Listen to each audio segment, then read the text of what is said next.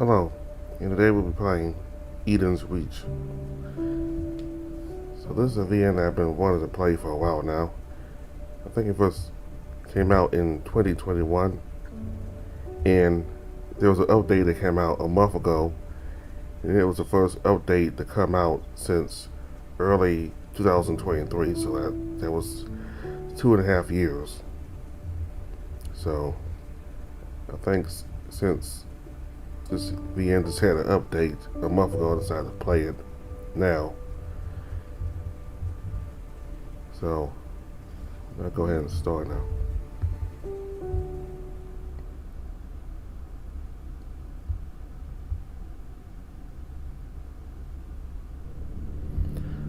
My ears ring as the sound of those damned alarms pierce my eardrums, red blaring across my vision. Red lights are spiraling across the nearly endless hallway, slightly illuminating the metal tiles below me. The air is thin, almost making me suffocate with each breath I take. I try to feel my body and make sense of what was happening. My fur's all bristled, and I can't make out why. Suddenly, a force pushes me onward to the hallway, this indistinct screaming coming from all directions around me. Can't. Confusion continues to fill my mind as I feel something pull on my arm. It was a tight grip, a sensation I'd never felt before. It keeps urging me to move forward, and like clockwork, my body just moves. I slowly lose all control of my body as one thought invades my mind. Just keep running. The grip of my arm suddenly loosens as I continue running forward. Suddenly, a gleam of light comes from the end of the hallway. A door. There are several windows strewn across the edges, glowing in the stark contrast of blue compared to the rest of the dreary atmosphere of this corridor. I start bolting towards the door, yet I slowly notice I wasn't moving at all. I was stuck in place, kind of like in a treadmill. It adjusts itself based on how fast or slow I'm moving. Yet the screams and banging footsteps from behind me kept drawing closer and closer. Suddenly, a loud bang sound echoes through my ears, jolting me awake.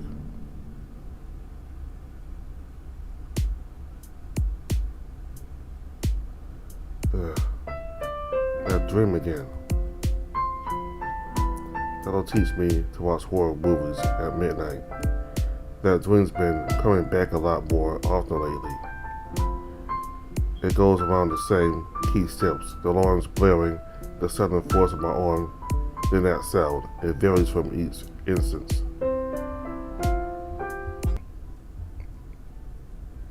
Sometimes it's a splattering of blood, other times it's the sound of a gunshot. Although it still bothers me every now and then, I've learned to just live with it and not let it impede my schedule. And yes, surfing the web is my PJs for the most part, but for the most of the day looking for DJ gigs is a valuable use of time. I groan as I toss and turn across my bed, searching for my phone under the rubble of my belongings on my end table. The alarm had been going off for 30 minutes now. It was supposed to wake me up by 9 a.m., but now it's 9:31. Not too late, I guess.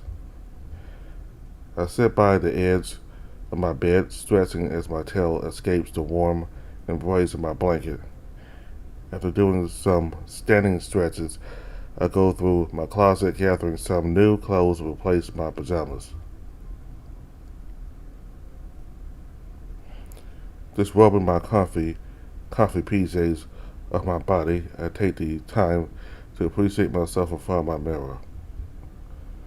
The more I stare at myself, though, the more I regret not going to the gym with Dylan more often. After that disappointing display, I sluggishly put on my shirt and some baggy shorts and my phone, placing one in the pockets. I walked towards the kitchen in a similar fashion to make myself some breakfast. As I began to plant my butt onto one of the seats, though, I received a text from someone. I unlocked my phone and am greeted by another notification. New OS version? Ah, crap. I gotta re-input all my information again. I fumbled around the screen a bit, making sure my big paws wouldn't accidentally let go of the small-ass projector module. Those things are so tiny, about as thin as a single french fry, among the boxes they sell in fast food restaurants downtown. After going through that boring process again, the update asked for my name. Well, that was easy. Let me just type it in here. Name confirmed. Enjoy your new operating system, Adrian. The AI butchered my name a bit, but that's about expected at this point. After exiting my phone's settings, I go through all my other notifications. Among them was a text from Dylan. As I grab a carton of milk from the fridge and a box of cereal from the cabinet, I read his text. Yo, Adrian, got time to go to Burnham's today? I place a carton and box down on the table and start replying. I thought that coffee shop wasn't your style. Well, and that I was in the area, so, why not meet there? You're lucky I haven't eaten breakfast yet. Of course, Dylan's always been a bit spontaneous with his meetups. I regrettably put back the milk carton in the fridge as well as a box of cereal in the cabinet. Maybe next time, my darlings. I grabbed my sling bag that was hung on a rack, placing my phone and my wallet in it. I then went to take my headphones from my bedroom and resynced them into my phone.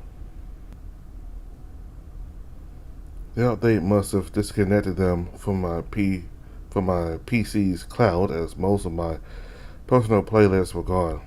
Well, so much for a diverse walk across the neighborhood. After brushing my hair fur with a comb, I grabbed my favorite flip-flops from the rack next to the door, bursting it open with some enthusiasm. Watch out, Bayline City. Agents here to see the light of day. I wrapped my headphones around my ears, adjusting around them automatically to fit my anatomy. It was a nuisance that the store brands in my area never really got them right for my species. Besides, I love these bad boys better because I made them. I take out my phone and start my playlist, beginning with my walk towards Burnham's coffee shop, one of my favorite places to just take a seat and relax. I do it more often if only my wallet agreed with that kind of lifestyle. There was a small scattering of crowds across the sidewalk, but the ground and air traffic was always a marvel. All this cool technology that I usually take for granted just sticks out to me today. Was it boredom? Was it because I stayed home for a week straight?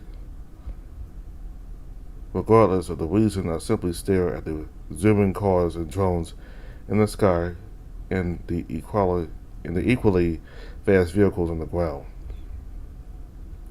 The music on my phone only amplified the atmosphere, my head bobbing as I immersed myself around the turn towards the city plaza.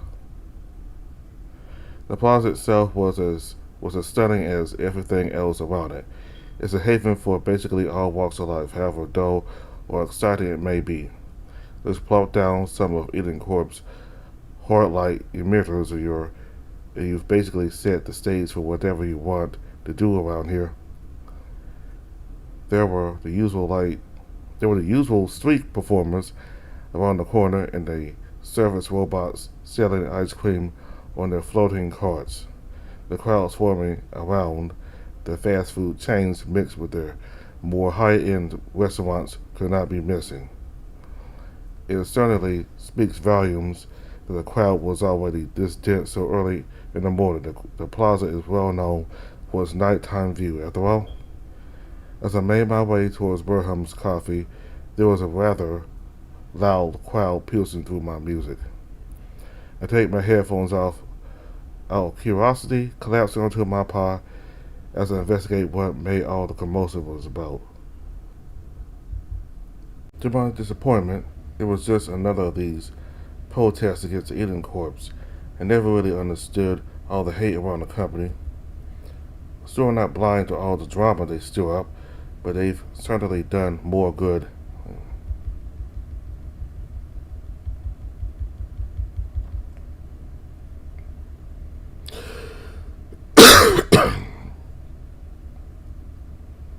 Yeah, this excitable kangaroo is an absolute chore to keep up with sometimes. This time around, though, I kind of need his energetic attitude. Mornings are always the most tempting times to just do nothing and laze about. And while it can be difficult, I do enjoy his company a lot. We've been attached to the hip since high school, and I couldn't imagine someone else helping me through dropping out college other than him. It's even practical considering he did it first. Jeez, I don't know what you see in this place that always gets you so high. If you had some taste for aesthetics, you'd be high too. Please, my taste is better than yours. Only in your wet dreams, Di. Dylan grabs me by the shoulder, dragging me towards a pair of seats. He sat down on one of those special, extra comfy seats that only the early regulars usually take. Guess he was really close in the area. Did you order anything already? I take my seat next to him, unwrapping the sling bag from my shoulder in the process. Huh. You know I don't order shit from coffee shops. Yeah, you always make me order milk tea with you. It's infinitely better than the stuff you drink in the morning. Or you just have an insatiable sweet tooth. I take my wallet out of my bag, standing up as Dylan stretches a bit behind me. You gonna order the usual? Yep, Mocha Frappe, baby. I immediately go to the lionless counter, the cashier looking at me quite expectantly. I'm a semi-regular here, so we're quite familiar with each other.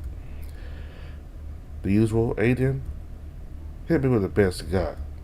The cashier rings me up and lets me scan my phone for the receipt. It only takes about half a minute for the entire thing to be ready, thanks to the mix of a barista and some high-tech machinery to get the whole thing done. Here you go. Enjoy the coffee. Thanks. I eagerly take a few sips off the cup. Its pure mocha taste, the cold liquid running down through my throat. It was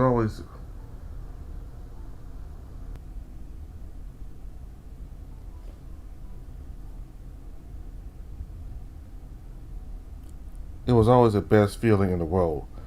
Drinking from this place, the blend of bitter and sudden sweet aftertaste that the drink somehow captures just completes my morning. I plant my butt onto my seat once more, with Dylan just scrolling through his phone as his ears perk up to greet me. Yo, Adrian, just got news of that gig you wanted me to check on. My eyes widen as I place my mocha frappe down on the table. I've been waiting for him to get back to me for almost half a month now. You actually got me a spot at that nightclub? Yep, the same one I moonlight on. I had my boss check your stuff, and he's willing to give you a chance. Holy shit, that nightclub's gonna get me set up for sure.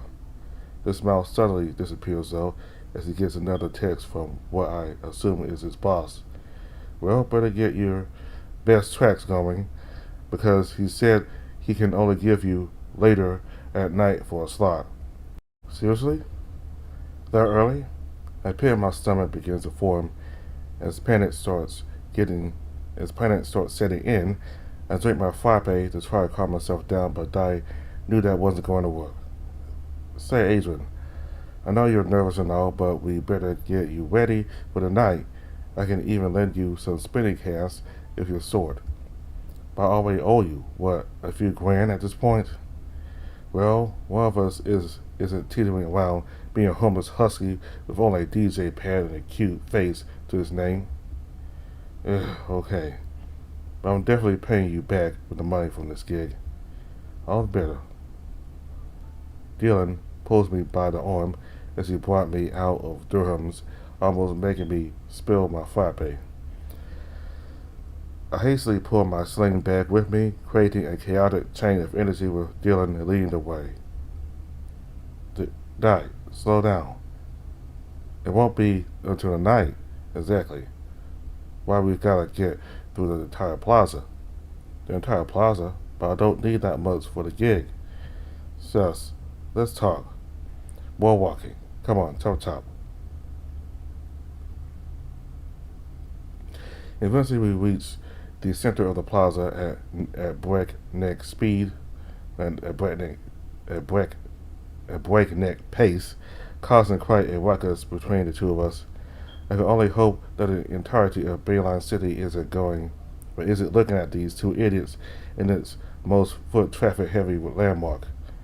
Could you please just slow down for a moment? It's not like we're in any rush.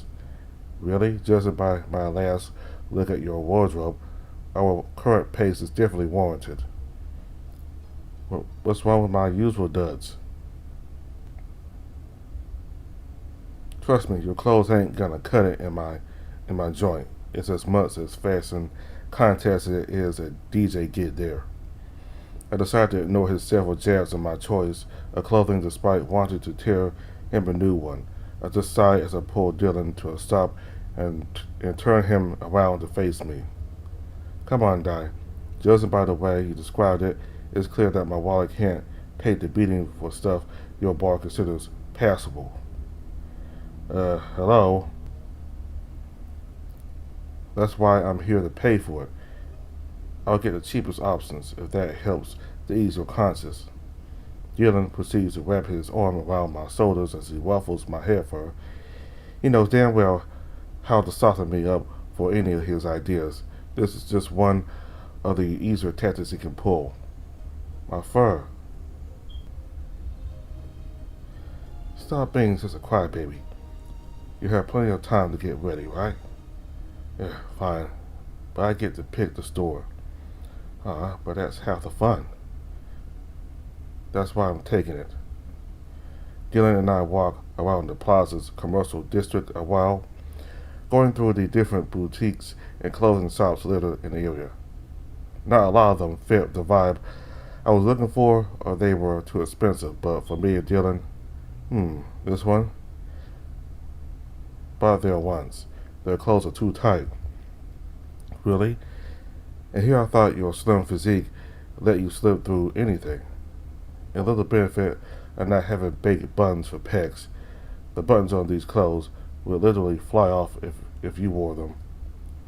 Something tells me you'd still enjoy the view, though. I'll shut up, Di. A revel in my small display of sarcasm as another store catches my attention. It carries such a different atmosphere compared to the other surrounding stalls and stores. The inside is mostly blocked off, and it sticks out with its dark paint job amidst the otherwise white and glittery plaza architecture. Hey, this place seems promising. Let's see. Neon Peaks. I think I've heard of this place. His face lights up with curiosity as he's only seen this place for the first time. I've only vaguely heard of something like this being set up a few months ago, which explains the contrasting thing. Well, I'm all ears. What do you know? This here is an electronics store. They sell some armlets and phones in there, but it's fused with a surprising amount of cosmetics, and they're less about design, more about flexible functionality. Whoa, where does Southern Spiel come from? Heard it from a bar patron. Couldn't stop hyping this place up to his friend. I didn't think they actually build a branch downtown. Huh? And what about that flexible functionality this place is known for? I may have an idea. I'm gonna be keeping it as a surprise, though. Of course you will. I rub my eyes as I enter the store and am immediately immersed deep into the atmosphere. The hard masonry of the plaza was replaced by the soft foam, the carpet flooring of the store. The place has a cooler hue of blue to it, which only amplifies the ambience playing in the sound systems. Holy shit, they weren't kidding about this place. I think I just found my favorite store in the plaza. Hey, don't lose focus. Our goal's right there. He points towards the doorless closet filled with both folded and hanging clothes. I rush towards it and peruse the selection as soon as I'm able, with Dylan to the side casually helping me out. As I kept flipping through several vests and jackets, I started slowly realizing what Dylan meant by flexible functionality. Most of the selection is RGB synced clothes that change to react to the store's system. Upon closer inspection, they're surprisingly cheaper compared to other brands. These cut nearly half the usual cost. As I continue browsing through the rows of clothes, Dylan suddenly pokes my shoulder. Hey Adrian, I bet that'll look great on you. Okay, let me try on. I quickly put on the RGB jacket that he pointed out to me. Afterward, Dylan takes me by the shoulders and ushers me in front of the full-length mirror nearby. I look at my reflection, observing the jacket in its full glory. It wasn't particularly snug, if a bit baggy. I guess the tailors had, well, bigger people in mind when they designed these. It's pretty big. It was the only size they got. Besides, I'm sure you'll grow into it. I guess the size is fine, but what about the price tag? Don't worry about it, but if it bothers you so much, it's actually the cheapest option that looks decent. The real question is whether you like it or not. Yeah, I do actually. I'll have to tweak it around the settings a bit, but this one speaks to me the most. I quickly take off the jacket and hand it to Dylan. He takes the liberty of folding it neatly before wrapping it around his arm. I straighten out my shirt as it was dragged by the jacket, while Dylan pulls out his wallet. Alright, I'll just have this rung up. Why don't you wait outside? No thanks, I'll just walk around in here for a bit, browse through the rest of the selection. Gotcha. Meet me by the entrance. I give her a nod as he makes his way towards the register. I go about my way and browse through the rest of the electronics section first, which is just opposite the apparels. They even sell the latest armlets in the market, all decked out in those boxes also used for watches. I guess they serve the same purpose, but that only begs the question as to why watches even exist this day. Suddenly my phone rings from receiving a notification. I take it out of my bag and pop the screen up. Immediately I see a message from an unknown number. Cautiously, knowing that even text messages can be catalysts with some forms of viruses that I can't fathom how devious people produce in the first place.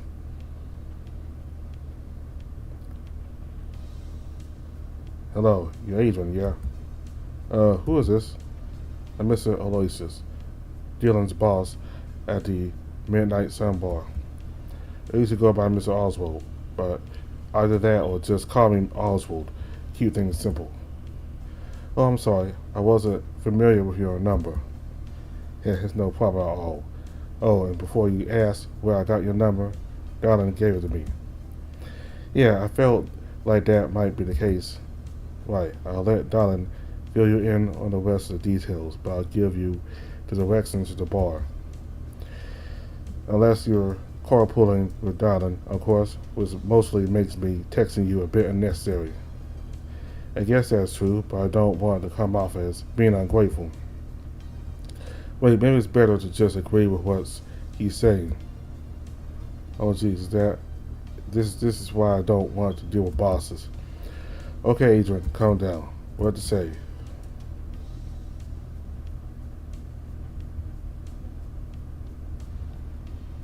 Mm, that doesn't necessarily mean it was for nothing. Maybe something will happen, and Darlin and I might not go to the bar together. Then the directors might come in handy. It takes a while for Mr. Oswald to respond to that, but when I did receive his reply, it was rather short. I see. Thank you for the words, Adrian. I'll be expecting you tonight. Of course, Miss Oswald.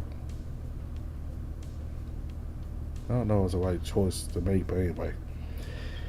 Wait, expecting me.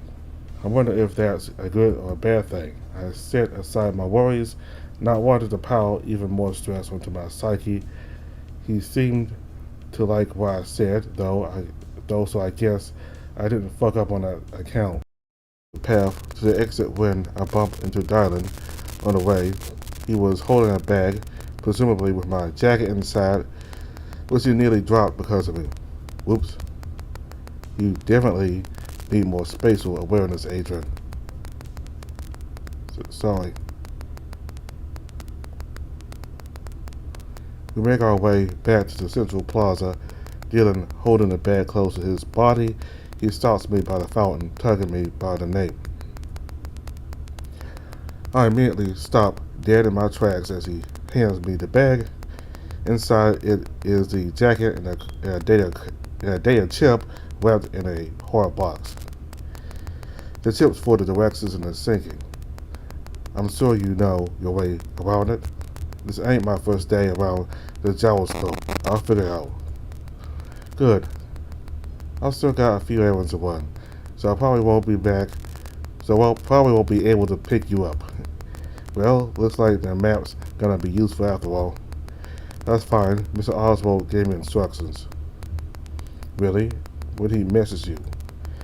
Just a few minutes ago. I always sucking up to the boss, eh? Typical canine. Don't screw yourself, dying. We bumped fists before going our separate ways. I took a glance at the direction he was headed, and it really is opposite of where I was headed. The bag in my hands shakes a fair bit as I quickly make my way back home, filled with excitement to get this jacket set up. I hastily sped through my apartment complex, nearly blasting the door off the hinges of excitement. The bustling city sounds were started to pick up from outside, but my apartment mostly blocks it off, leaving this feeling of being isolated from the rest of the chaotic world, letting me do things at my own pace. I go inside my room, placing the bag on my bed as I take out its contents. Alright, time to do this.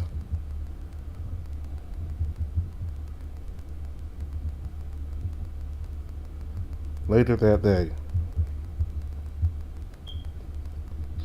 The time to perform in the midnight sun has come as quickly as the news reached me. I could already hear the music inside rather faintly, making me tug onto my new jacket out of anxiety. This is it. Behind the bouncer in front of me is the start of my actual career. I take a deep breath, steeling my nerves for what's to come. Then, as I make my first step, someone suddenly pounces on me, nearly tripping me over. Hey, look at you. Jeez, Di. Do you really have to? I involuntarily cut off as soon as I saw Darlin's whole getup. He looks all dapper and not tie-ass looking clothing. Knowing him, he probably can't endure that kind of crap for long. What? You like what you see or something? Hey, sorry. Just not used to you looking like a responsible adult. Don't get used to it. Serving drinks to drunkards certainly isn't responsible. Whatever you say, bartender. We both make our way to the front entrance where the bouncer is, guarding the neon glided doors with as little as a droplet of emotion in his being besides scary. He stared he stared me down like I was some kind of troublemaker, taking occasional glances at Dylan. The bouncer stops us right where we stood, his large paw standing in the way. His height was even more intimidating, though, as he towers over both me and Dylan by a huge margin. Hold it right there. What's your business here, pup? His grim tone sends shivers down my spine, and his scowl certainly wasn't helping. I'm just. The hell's wrong with you? Cat hooker got your tongue. Spit out already. That's enough from you, you big lug. Stop scaring him away. Sorry, you know scaring the sit out newbies is the only fun I get around here. And I thought me checking on you now I thought me checking on you every now and again was enough, Max. Ah, boo-hoo. Bless your poor, delicate, rude heart.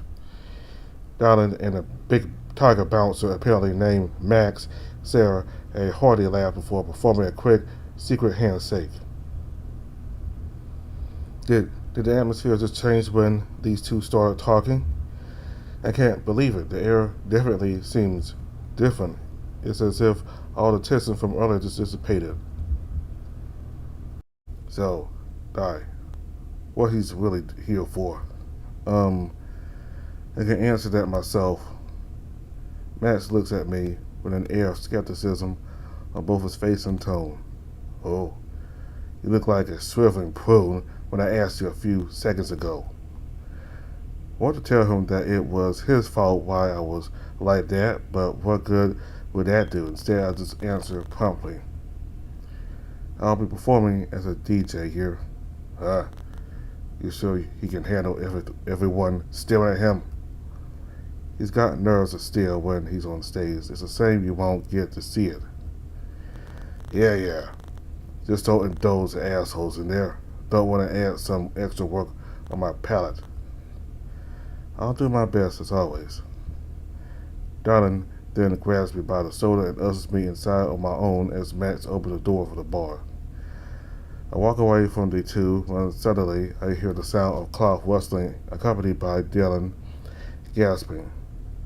The two of them proceed to playfully roughhouse a bit before Dylan follows my lead. What was that about? You wouldn't understand. I guess you're right. Never mind then.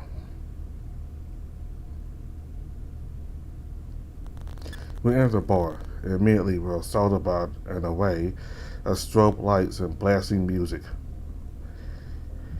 People were dancing in the middle of the bar, the dance floor, a pattern of squares lighting up in all manner of different colors. The bar was just to the left of the dance floor, manned by a brown wolf in a rather expensive-looking tux. Dylan rushes to the bar right away, catching the wolf's attention. Mr. Oswald, sorry, I'm a bit late, but here, I have the guy with me. Oh, I'll be with you in just a sec. Mr. Oswald walks around the bar, approaching me and Dylan. Briskly, he lets out a slight huff as he greets us with quite a welcoming expression. Dylan, and you must be Adrian. Glad you can make it. The bar's extra busy today, so I'm counting on you. He says that last part while looking at Dylan. I'll do my best as always, Mr. Oswald. Alright, now as for you. He looks me over with a rather expectant expression, and just like that, the pressure started piling on. Come with me backstage, Adrian. We'll have your briefing there. Alright. I follow him towards the other end of the bar, where the backstage is. It appears to be covered by a bunch of curtains. As we make our way to it, my eyes wander around the building, observing the strobe lights and the other attachments near it. There were a few box-like structures that were dimly lit on the strobe light setup, and I instantly recognized what they were: hard light emitters. Why aren't they being put to use? I put these thoughts in the back burner. For now, though, as Mr. Oswald pulls the curtains to the backstage aside, gesturing for me to go in first. I enter as Midnight Sun's owner fiddles around on some panels attached to the wall, apparently setting up some mood lighting, with his tux unwinding a bit as he turns to face me once again. What a busy night. I muster up the courage to speak to him, despite how nerve-wracking this whole situation is making me feel. Is something the matter, Mr. Oswald? You seem awfully stressed. I'm fine, Adrian. Just a late night rust. You should be worrying about your performance anyway. Alright. Is there anything I need to know about the whole setup? Mr. Oswald proceeds to brief me on the usual stuff I've come to expect from gigs like this: protocols, equipment, how I sync it, and all that. I'm mostly zoned out halfway because I've heard this spiel a few times already. Then there's the acoustics around here. What about them? Let's just say that isn't really. Let's just say that it isn't exactly the most immersive experience. A lot of the DJs have put their own spin on the audio settings to make it sound decent, but it hasn't really done much good. Do you have any idea why? If I had to guess, it's the bar itself. It's not structured well enough for the music to really get the blood pumping. Unfortunately, I can't spare the funds to get so dedicated equipment. Well, there's a problem. The acoustics are a big problem. It won't be able to showcase the music well enough. It's no wonder that it was blasting at the entrance. The sounds on focus all over the place.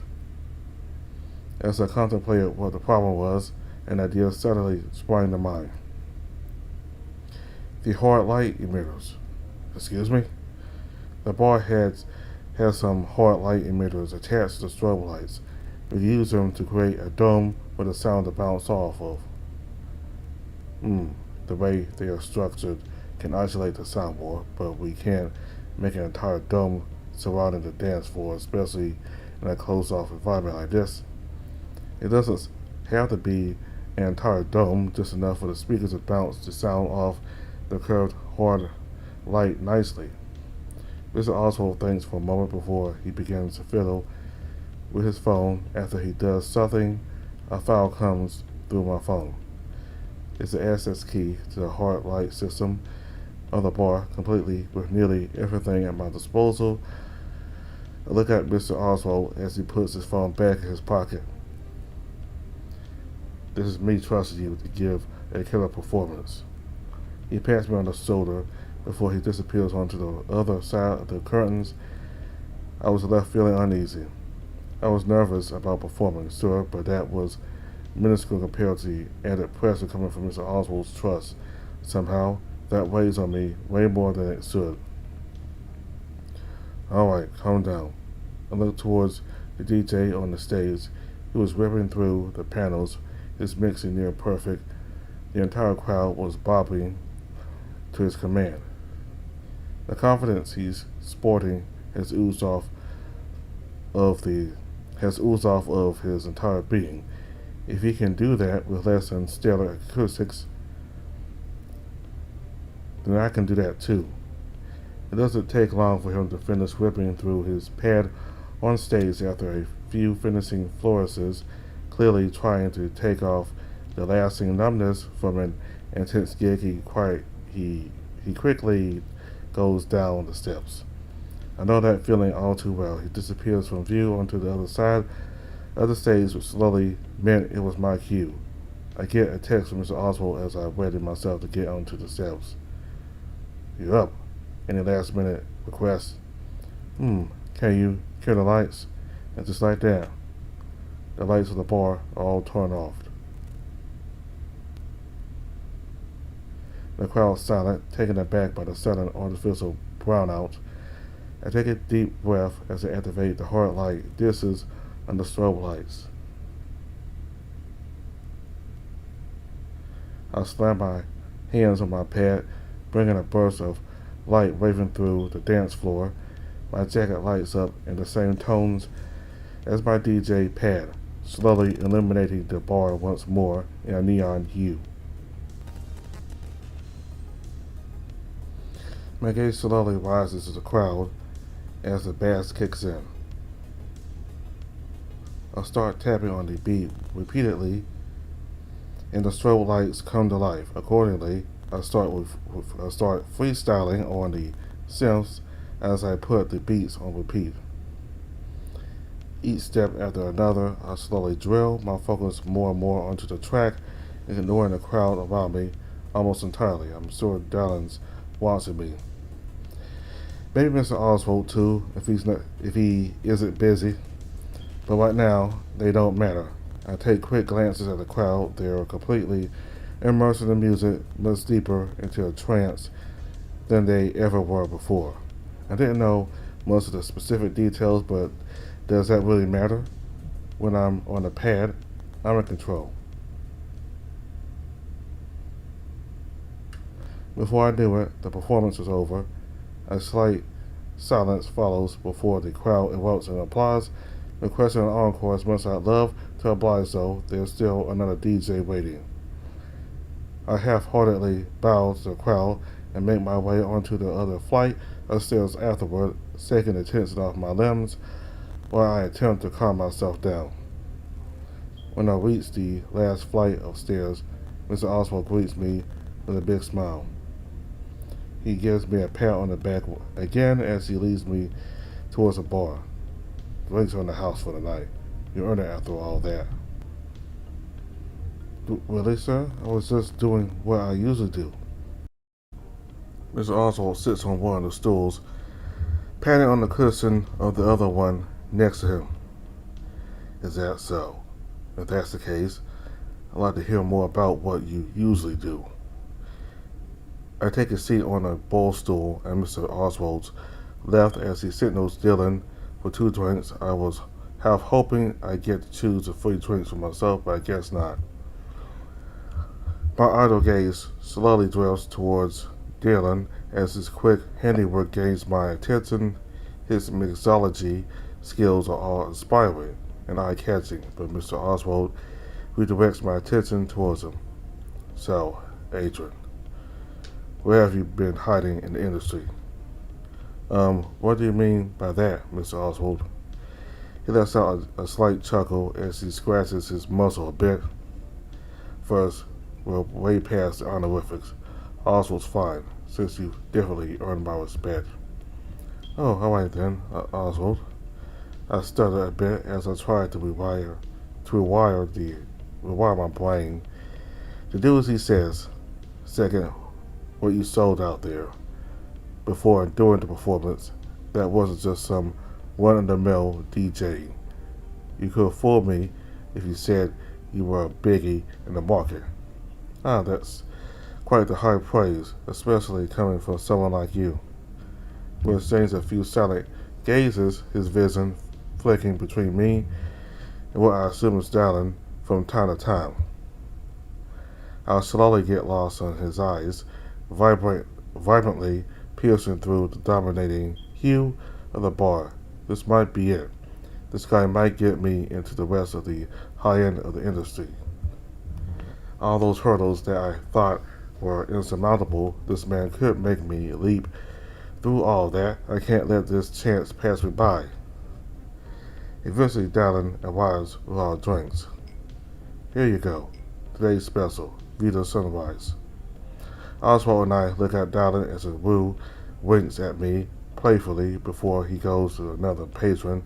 The wolf in front of me chuckles once more as he downs a drink in one go, gently putting the glasses down in front of me and Oswald.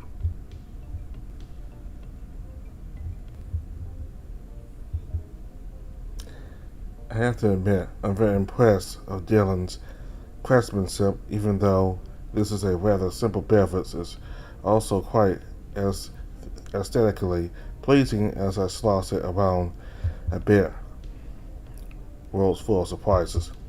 Pardon? Nothing, just thinking about Just thinking that Dylan, of all people, got me a gem of a person as a DJ for my bar is a humbling experience, is all I'm saying. I simply stare at him as I realize that he's referring to me. I blush a bit as I avert my gaze into my drinking, hesitating to drink it. I've had alcohol before, sure, but with Oswald White in front of me, I'll make it hard to keep down. Something wrong? You haven't touched your drink at all. It's nothing, Oswald, just a little nervous.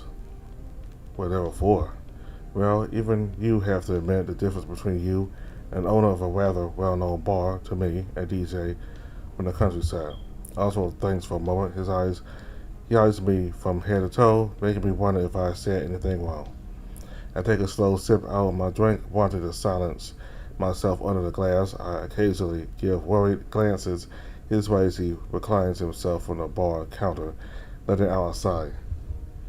Yes, that may be true in some way, but I don't think we're that much different at all. Uh-huh. Let me level with you. Adrian, come here. He signals me with his paw to lean closer, and I do so. Yes, the Midnight Sun Bar might be a local specialty of Bayline City, but that's all there is. You think this place is amazing? It's the same as the way that people love the high-rise bars and the skyscrapers. Is that so? Yep, and my eyes were the same. Even our own industries we're remarkable people, hiding in plain sight. Remarkable people, those words hung on to me. Am I truly remarkable? Well, it does take one to know one, and I have very, very little doubt that Oswald's remarkable in every sense of the word. I wonder, though, how much truth is there in his words. It's precisely why we're the same that I want to. Oswald's ears suddenly perk up as one of them twitches. He places his finger onto what I assume is an earpiece as I hear muffled speaking on the other end. Oswald's face turns grim while listening on. I begin to worry about what's being said, but Oswald starts to speak again before I could ask what's wrong. No, we can't cause a scene in front of the bar. Yes, I can handle it. Just let them in. Be on standby for my signal, right? I stay silent as Oswald's face turns a bit tense. He focuses on the entrance of the bar, expecting someone to enter. I feel the same tension he carries in the air within me, my body growing stiff as if his eyes were drilled onto me instead of what's behind me. Darling, he says it in a deep, serious tone, his cheers all but gone at this point. Yes, Mr. Oswald, make sure you save the good glasses. I look towards the entrance behind me. The two heavily cloaked, suspicious-looking men come into the bar, menacingly approaching us. I have the instinct to just run for it, but seeing Oswald stand his ground, the scowl nonetheless, somehow makes me want to do the same as well. Mr. Oswald Aloysius. One of the men spoke in a gravelly, cold voice, under the trench coat. Yes, that's me. Do you need anything? Perhaps a complimentary drink to take the edge off? The other person circles around me and Oswald, standing behind the wolf. You and your buddy seem to really need it. We're not here to exchange pleasantries. You see, we prefer to get to the point. The two of them began to close in on Oswald. Their aura just exuded threatening, yet the wolf remained unfazed as he clenched his glasses. As one of the men lands his paws on Oswald's shoulder, Dylan suddenly comes rushing in from behind me. Hey, what are you two doing? Shaking up this plate. Dylan's words are cut short as a man closer to me lands a clear punch to his gut, causing the kangaroo to crumble upon the ground. I immediately try to come to his aid and examine him. He holds his stomach as he groans in pain, his face full of agony. Dylan, Before I can even process what has happened to Dowling, the men began to get handsy with Oswald. They rough him up a bit while he growls under his breath. Owen says even when he's being manhandled, he doesn't back down. He keeps fighting. If we truly are the same, then I can't just stand here like an idiot. Hey, the three men in front of me, including Oswald, look at me with surprise. I hesitate for a moment because of the sudden gazes pointed towards me as a result of my verbal outbursts, but I still myself once more. Let him go. You're gonna regret hurting my best friend. One of the men approaches me, turning my bravado into nothing more than a impious yelp for my being that I couldn't contain. Am I, little puppy? Well, maybe I should teach you a lesson or two. The man doesn't hesitate and starts instant closing, swings a quick strike aimed towards my muzzle, and I reflexively flinch. I prepare myself for his fist to make contact, but it doesn't. I slowly open my eyes to see that Oswald is already right in front of me, the wolf holding the other beastman's balled up fist with his hand. Hey now, we're all civil people here, aren't we? No need for all this needless roughhousing, especially in my beloved establishment. The beastman backs away while Oswald fixes his tux. You'll regret defying us, pup. I swivel up a bit as the beastman, who almost punched me, spits those words out. Oswald then directs their attention to the back door. As I grow more focused on the other two, who at this point were in the process of leaving, a hand momentarily grips onto my right shoulder coming from someone behind me. It's Oswald with his attention seemingly to his earpiece as he goes back to fiddling his armlet. Max, I need you here ASAP. First aid, one person also. Please escort the hussy safely out of the bar. I still have some business to attend to. Oswald. I'm left speechless as he looks back at me with unexpectedly gentle expression.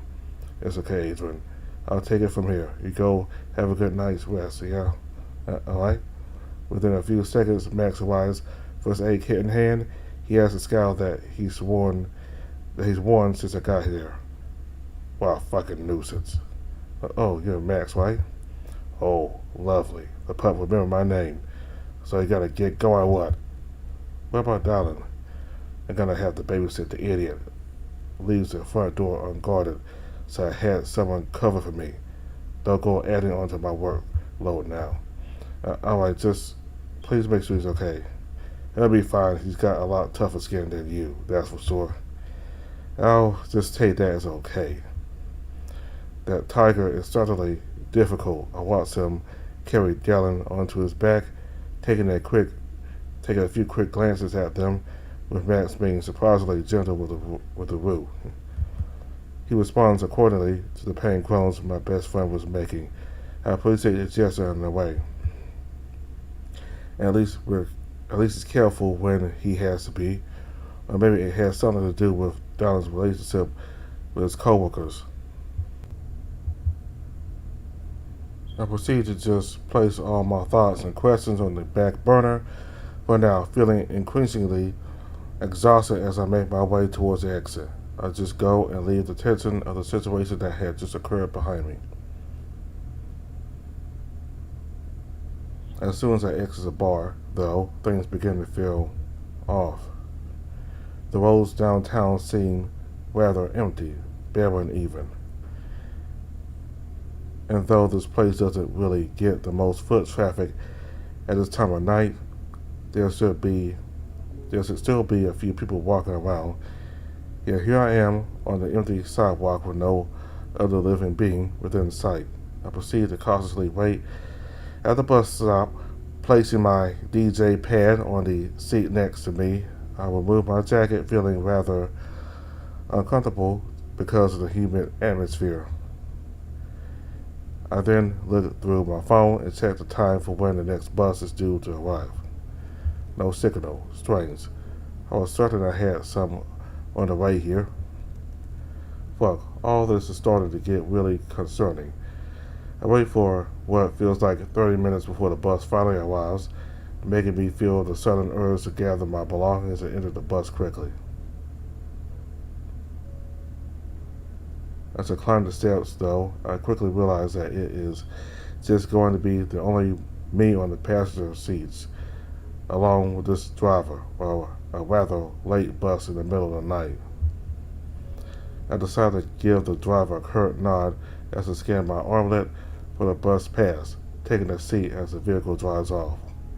We eventually reach the stop near the central plaza, and although the place is rather populated, the feeling that I've had since leaving the bar earlier never really left me.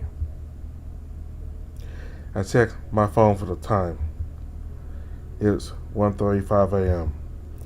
That's way longer than the trip I took to get to the bar. I'll start worrying that something's gone terribly wrong. I hastily jog to my apartment, nearly stumbling on the steps as I make my way to my front door.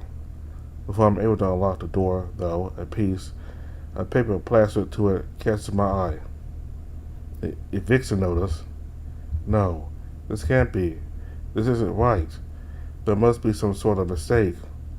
The guy from the bar must have knocked me out cold. This is all just one big nightmare. My apartment's front door swings open, revealing the mostly empty interior. Everything essential, including my couch and dining table, all gone. All that's left are the dusty counters and my empty fridge. Even the rack next to my door isn't there, along with all my shoes and flip-flops, everything.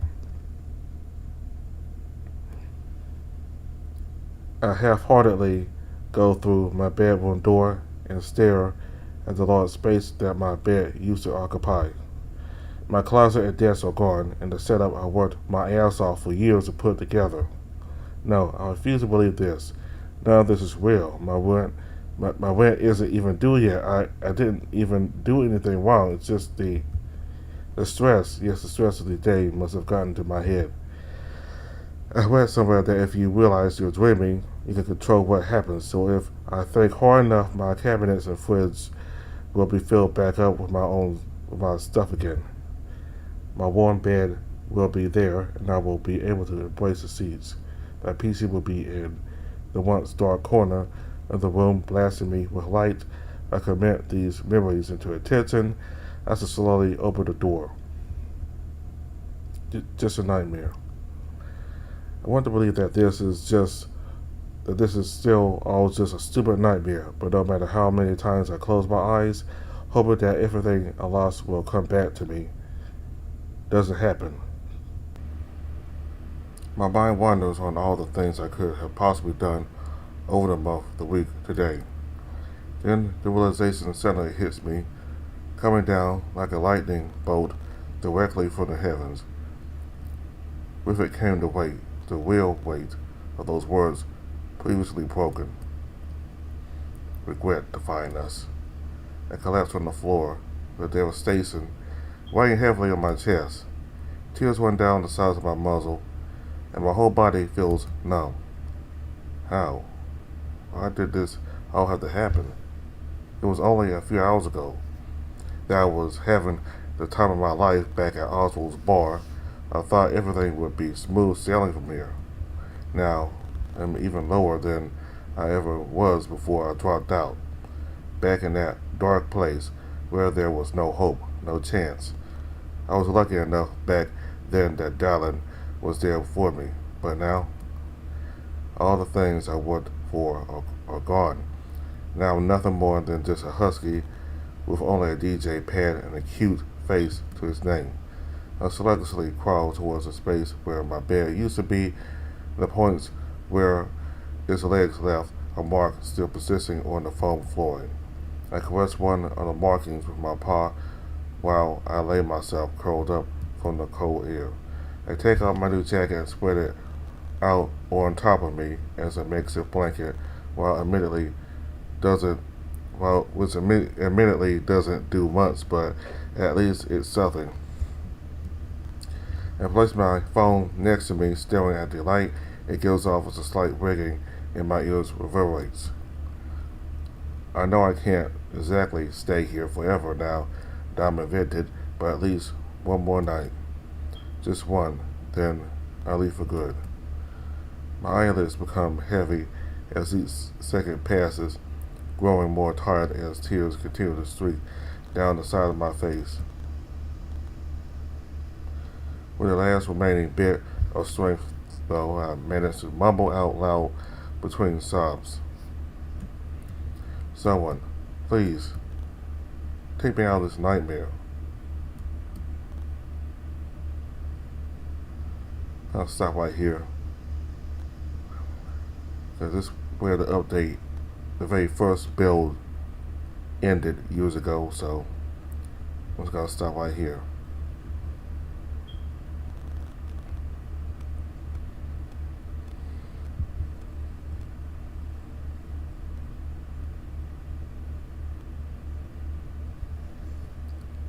Alright, so just when things were starting to go well for him, things go down all of a sudden. So while Adrian was out at the bar, Oswald's bar, doing his DJ gig, he got evicted.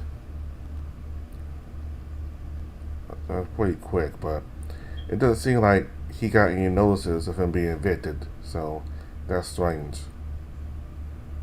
Because I believe Adrian, if he got any warnings about him being evicted, or if he knew he wasn't paying his bills, he would have been able to deal with it.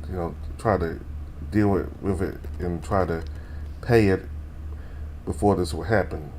So I think there's something strange going on here.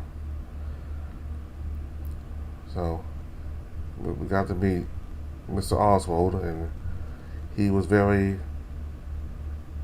serious about Adrian performing his best out there, because he's very, he gave a lot of pressure, and that was something Adrian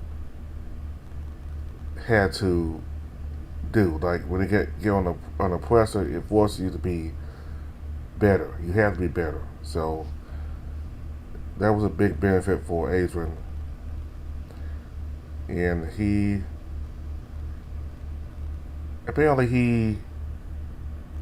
is good at brainstorming and thinking real fast, because the bar is not really designed for the kind of DJ he is. So he found some items laying around.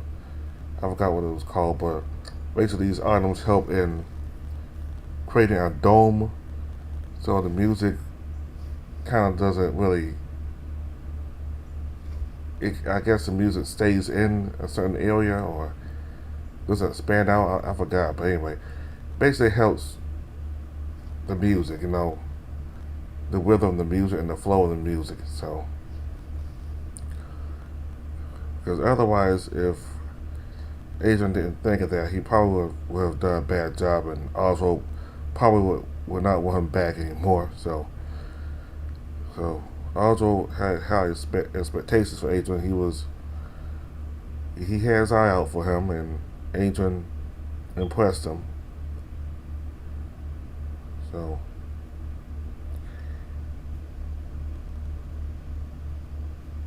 I don't know what that was about with these two guys busting into Mr. Oswald's bar.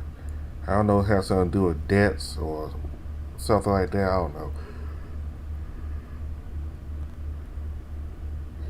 The way these men operate, it seems like they're some kind of mob bosses or some mob family. With the way they collect debt, if that is the reason why they're there, to collect debt. But so we got to meet Dylan, Adrian's best friend, and he's a very great friend. He helped him get this job, and he even helped him prepare for the job by picking out some nice clothes for him. And he also is very good friends with the bouncer, Max, who is a tiger. Apparently, he's the type of person who is hard to deal with, so the two of them must have known each other very long for Max to be friends with him, especially when they did that secret handshake. And he is very much a jerk to Adrian. He seems to be a jerk to everybody, and that you really have to gain his trust over a long period of time for him to be more friendly with you. Alright, so we'll continue with Eden's Reach next time. Thank you all very much for watching. Goodbye.